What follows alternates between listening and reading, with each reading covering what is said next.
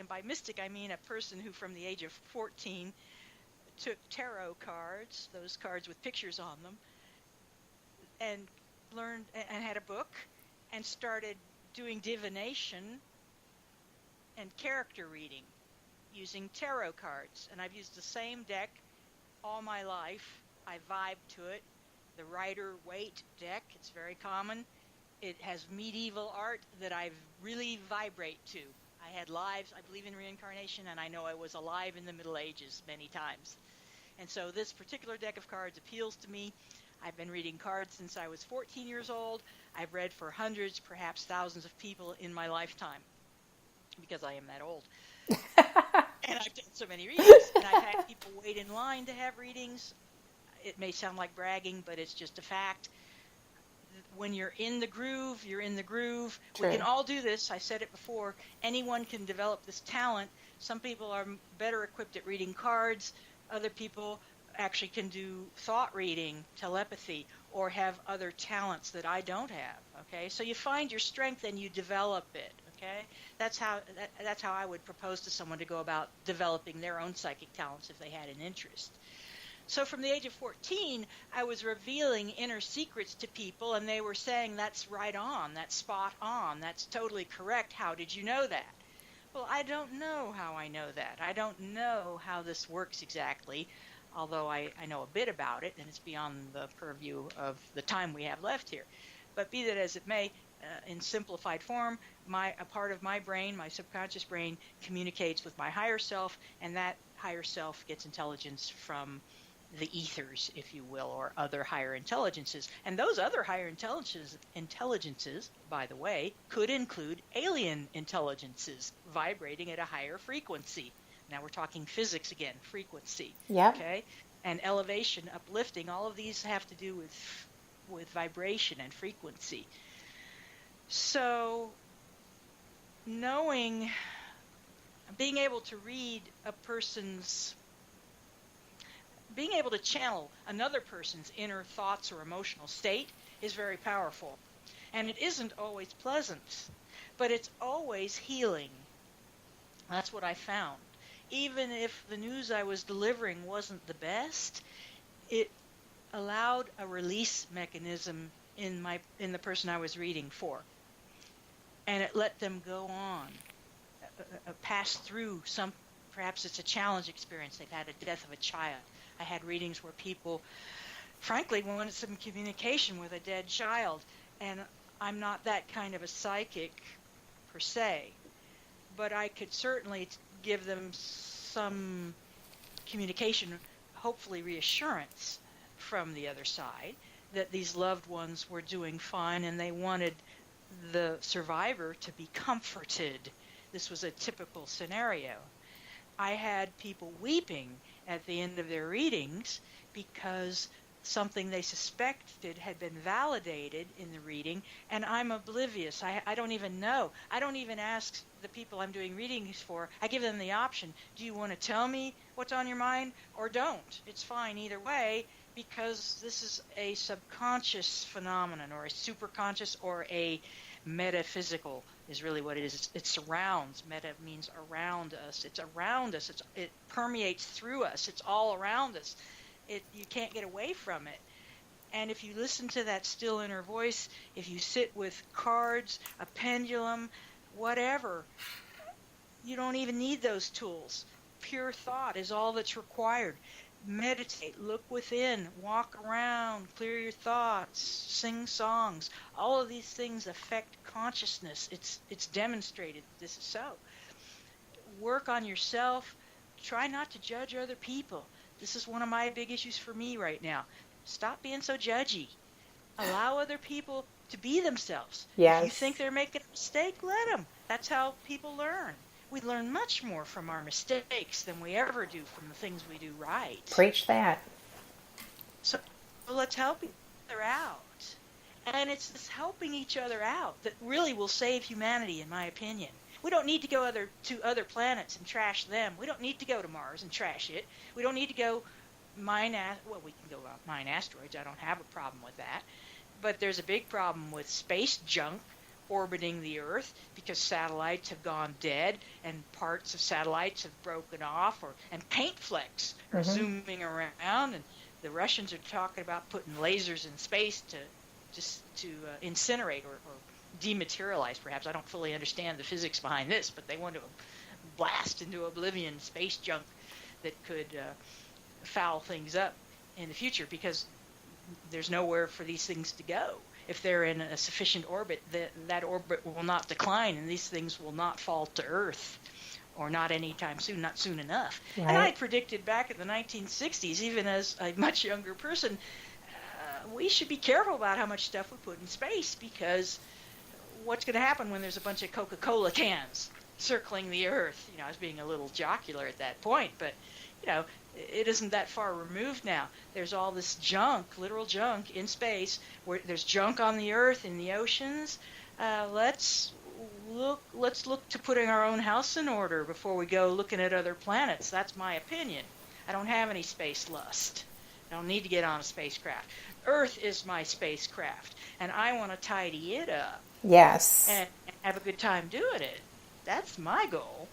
Well, and that's why you're I started right. LightWork111.com. The 111s, by the way, stand for synchronicity. There's other people who identified this phenomenon to me. I thought I was the only person who noticed digital displays of ones, series of ones, 2, 3, 4 ones. That's my number pattern. Other people see 2s, 3s, 4s, 7s, or 1, 2, 1, 2, 3, 2. 3, 2, 1. Number series like this. And typically it's 3 or 4 in a set. I thought I was the only one. But no, it's a thing. It's a phenomenon. And people all over the world are wondering what is up with this. So I started researching that. And nobody knows. But it's a thing. It is totally a thing. I'll have what I think of as a profound thought or a revelation, an idea for my book. Who knows what? Some deep thought.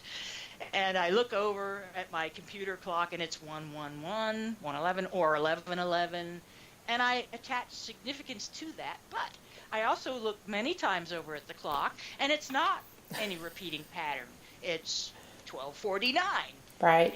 So I don't attach any significance to that. Why is it that it is the repeating patterns that seem significant to me and not the other ones? That's a question I'd like to explore further. And I would like people who come to LightWork111.com to share what they want to explore. Share your ideas. That's why it's a share space. No one can tell you what to think. No one can tell you what to publish, in my opinion. Let's do it together and get it done and be positive about it. Teamwork. Exactly. Yes. Well, you know what? It is about time to call it a day. I appreciate you being here. And your website is www.lightwork.com, right? Yes, ma'am. And the ones are digits, the numbers 1. My moniker at thedailyconspiracy.com, my pseudonym is LightWorker111. Anyone can be a light worker. In reality, I think many of us are light workers, even if we don't use that term. It's nothing to be ashamed of. It's everything to be proud of.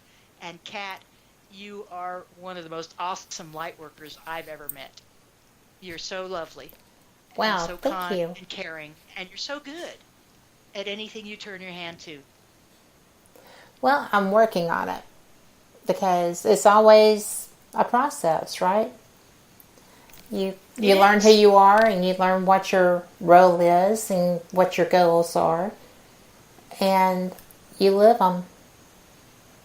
People like you have helped me a lot with that, and I appreciate it. I'm very glad I could be of any help at all.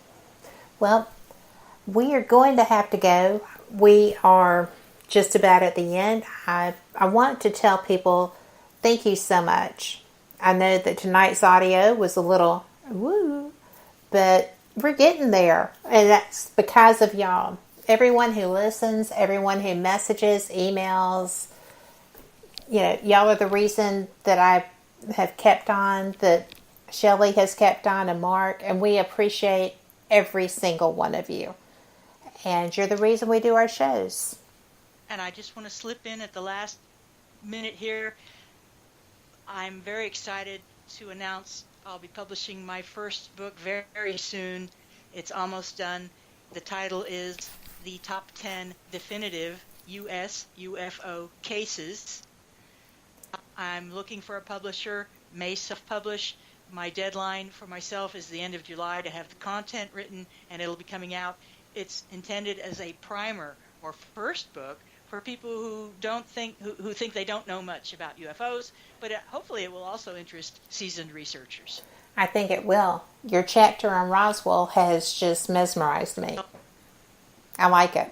I'm very glad to hear that. Yes. And I'm an avid reader, so I can't wait to get my hands on the book. I'm looking forward to it. We all love a top 10 list, don't we? Yes, we do.